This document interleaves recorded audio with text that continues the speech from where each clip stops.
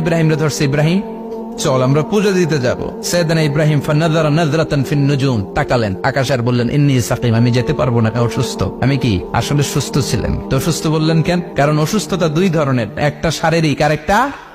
সাইয়েদনা ইব্রাহিম মানসিক ভাবে প্রচন্ড বিপর্যস্ত ছিলেন, অসুস্থ ছিলেন। এর কারণ গোটা উম্মত মূর্তির পূজা করে, এই দৃশ্য দেখে কোন নবী মানসিক ভাবে সুস্থ থাকতে পারে?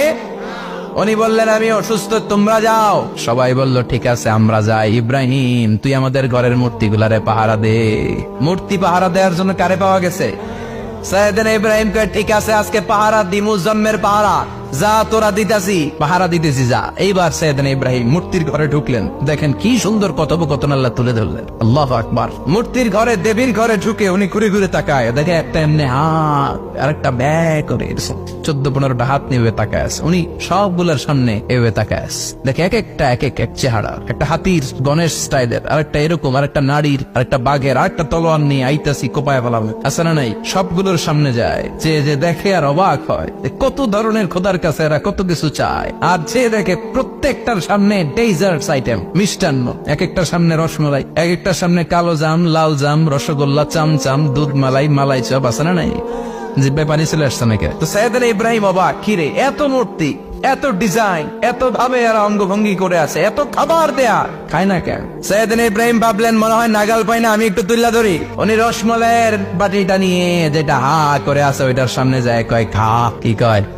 বানাই করতেছি মনে হয়। ফারাগা ইলা আলিহাতিহিম, মূর্তিগুলোর কাছে গেলেন। ফাকালা আলা তাকুলুন, খাবি না? খাবি না দাঁড়া, আমি কিছু খা।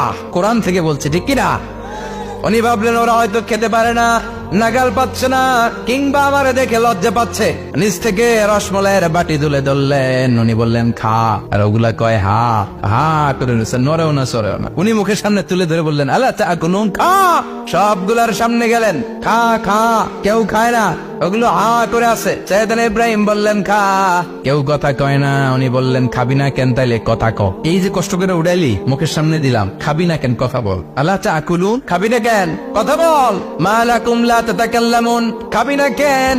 মা লাকুম লা তানতিকুন, হয় খা নয় কথা ক। বলতেই লাগলেন খা খা।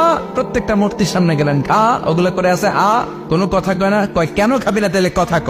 খায়ও না, কথাও কয় না। আপনার ছেলে বায়না ধরছে, আব্বা চানাচুর দাও। কি খাম? চানাচুর কিনে দিলেন, এই নে চানাচুর। এখন চানাচুর খায় না। কিরে বাপ খাবি না কেন? কথাও কয় না। খায়ও না, কথাও কয় না। এখন বাকি আছে কোনটা? কথা কর। ফারাগা আলাইহিম দারবাম বিল ইয়ামিন, ডান হাতে কোপানো শুরু করলেন। ইচ্ছা মতো খুশি কিল মারতে মারতে মূর্তিগুলার সাইজ। ফারাগা আলাইহিম দারবাম বিল ইয়ামিন, এক একটা নবীর হাতে জান্নাতি শক্তি দিয়েছে কে? খা নাইলে কথা ক। খায় না, কথাও কয় না, বাকি আছে মায়ের। মারতে শুরু করলেন, মারতে মারতে সব শেষ। তারপরে খুঁজে পেলেন একটা কুড়াল। কি পেলেন? কুড়াল দিয়ে মারতে আরো সুবিধা, খালি এটারে এভাবে মারে, ওইভাবে মারে। মারতে মারতে যতগুলো মূর্তি ছিল সবগুলো মেরে বড় মূর্তিটার গায়ে মারতে যাবে, ইন দ্য মিনটাইম স্টপ, কয় না এটারে মারো না। ফাজআলাহুম জুদাদান, সবগুলার টুকরা টুকরা, ইল্লা কাবীর আল্লাহুম, 12টা ছাড়া ওইটারে রেখে দিলেন। আর বুদ্ধি করে কুড়ালটারে বড়টার কান্দে ঝুলাইয়া দিলেন, বড় মূর্তিটার কাদের মধ্যে ঝুলাই দিলেন। ঘটনাটা সুন্দর হয়েছে না? এখন কেমন যেন মনে হয় এটা কুপাইয়া দাঁড়া রয়েছে বাবার বেটার মতো। বড় পূজার শেষ, পূজার দিনক্ষণ শেষ। বিকেল বেলা পূজা মণ্ডপ থেকে সব এসে দেখে সর্বনাশ। পাহারাদার ইব্রাহিম কই, আনতা ফাআলতা হাযা বিআলিহাতিনা ইয়া ইব্রাহিম। ইব্রাহিম সর্বনাশ কে কইছে? তুই কইছতনি? কই আইনো, বড়টাই কইছে, ওইটারে জিজ্ঞেস করো। বল ফাআলাহু কাবীরুহুম হাযা ফাসআলুহুম ইন কানু ইয়ানতিকুন, কোরআন থেকে বলছে, আমি করি নাই। ওই দেখ কুড়ালটা কার কান্দে, বড়টার কান্দে, ওইটারে জিগা। সবাইকে খাইছে। সবাই বলে ইব্রাহিম তুমি কি জানো না এগুলো কথা বলে না? সাইয়েদনা ইব্রাহিম বলে যে এটা কথা কয় না, ওইটার পূজা করস কেন? যেটা কথা বলে না, যেটা নিজেরাই নিজেদেরকে মায়ের থেকে বাঁচাতে পারে না, নিজেরাই নিজেদেরকে রক্ষা করতে পারে না, তোরে কিভাবে রক্ষা করবে? এগুলোর পূজা কেন করিস? ফাবুহিতাল্লাযী কাফার, কারো কোনো জবাব নাই, লা জবাব।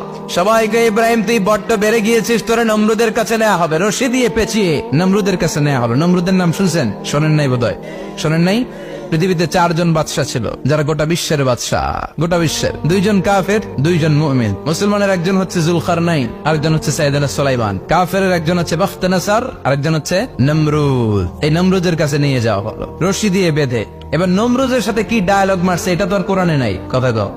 এটাও আছে। নমরুদ বলে, ইব্রাহিম শুনলাম তুমি নাকি আমাদের খোদাগুলারে মারছো, তুমি নাকি কোন আল্লাহর ইবাদত করো, তুমি নাকি কোন নতুন রবের তথ্য নিয়ে আমাদের বাবেল নগরীতে আগমন করেছো। আমি ছাড়া কোনো খোদা আছে বলে তো আমি শুনি নাই, এই বাবেল নগরীতে আমি ছাড়া কোনো খোদা আছে আজকে নতুন শুনলাম। কে তোমার খোদা, কি তার পাওয়ার? এবার ডায়ালগ মারা শুরু করলেন সাইয়েদনা ইব্রাহিম। সাইয়েদনা ইব্রাহিম বললেন, রব্বি আল্লাযী ইউফই ওয়া ইউমীত, আমার রব এমন রব যিনি জীবন দেয় আবার মরণও দেয়। নমরুদ বলে, তাই তোমার আল্লাহ জীবন দেয় মরণ দেয়? আনা উহয়ী ওয়া উমীত। এবার নমরুদ ডায়ালগ মারতেছে।